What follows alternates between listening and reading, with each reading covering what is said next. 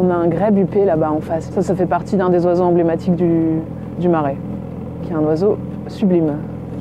Même si ça peut être anodin, ça peut être banal, ces animaux-là, c'est important de tout faire pour les protéger aussi.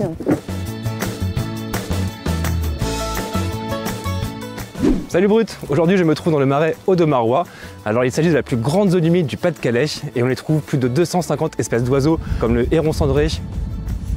C'est aussi une zone victime de la pollution liée à l'abandon de cabanes depuis plusieurs décennies et qui représente un danger pour les espèces locales. J'ai rendez-vous avec Mélanie, elle travaille pour le Conservatoire du Littoral et elle est porteuse d'un projet pour préserver cette zone.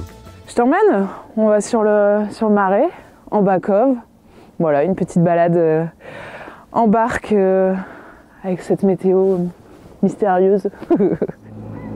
C'est un milieu qui est vraiment très rare. On a moins de 2% de la surface du globe qui est recouverte par des zones humides. Cet espace-là, il regorge de vie sur la partie naturelle du marais. Typiquement, on a un couple de cygnes qui nous accompagnent là.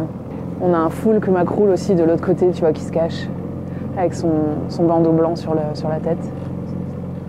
Nous, l'objectif, c'est vraiment de protéger cet espace qui est fragile, qui est vraiment riche en biodiversité, en achetant des terrains et en déconstruisant les bâtiments qui sont désaffectés, qui ont été vraiment désertés depuis plusieurs années, voire dizaines d'années. Il n'y a pas de mise aux normes de l'assainissement notamment. Du coup, on a une pollution diffuse d'effluents et de l'eau directement. On a maintenant, nous, la volonté de nettoyer, dépolluer, désartificialiser pour retrouver à nouveau du pâturage sur site. Bah voilà le genre d'héritage qu'on a sur certaines parcelles. Le plus gros des polluants, on l'a au-dessus de nos têtes, c'est des tôles fibro.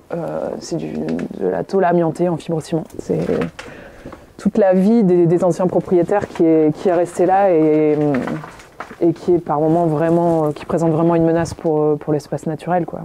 Cette opération, elle concerne du coup 10 sites de ce type-là. Du coup, on a des conditions d'accès très très particulières qui fait que les coûts de travaux de démolition sont assez importants, payés, subventionnés à hauteur de 80% par l'OFB, par la mission Nature. L'Office français de la biodiversité, c'est un établissement public qui est dédié à la protection et la restauration de la biodiversité dans les milieux aquatiques, terrestres et marins. Pour préserver cette biodiversité, Mission Nature, le jeu de crassage de la Française des Jeux, en partenariat avec l'OFB, permet justement de récolter des fonds pour le financement de projets de restauration du vivant, comme celui de Mélanie. Attention Antoine, il y a de l'électricité. On est ici sur ce qu'on appelle l'îlot de Ruiflard. C'est un îlot qui a été restauré en 2017-2018 et on va aller voir les petites rouges flamandes qui sont juste derrière. On a ce pâturage qui permet de maintenir et même de faire revenir certaines espèces végétales et on a aussi toute une série d'animaux, d'insectes notamment, d'oiseaux. On a des hérons garde-bœufs dans le secteur qui vont vraiment accompagner, qui vont être les compagnons de ces bêtes. Ils portent bien leur nom. Ils sont magnifiques. Je les trouve vraiment beaux.